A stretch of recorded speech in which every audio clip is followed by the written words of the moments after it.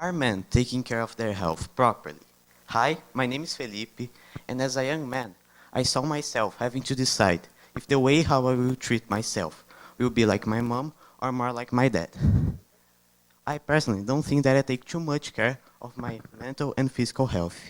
Maybe I am more like my dad. But there is a solution for this, and it's what I'm going to talk about. So, health is related to the habits a person adopts, and a really common habit between men is to hide their feelings. And they usually do this because they are afraid of society's judgment. So they create some prejudice like if they show their vulnerable and emotional side, they are weak, which is something totally wrong.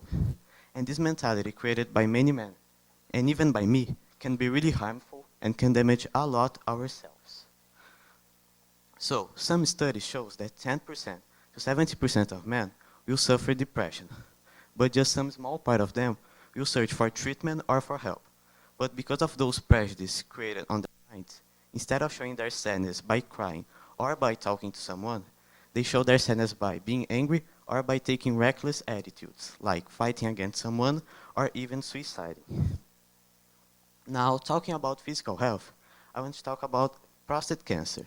So, prostate cancer is a very common disease in men, and maybe it's possible to realize that because the prostate exam is a not very comfortable exam to do.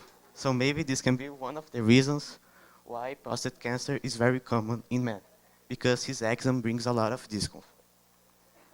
And finally, some data from the Programa Nacional de Saúde show that in 2019, 76.2% of the population went to the doctor, but 82% of those who went were women, showing that there is a big difference between men and women on how they treat themselves.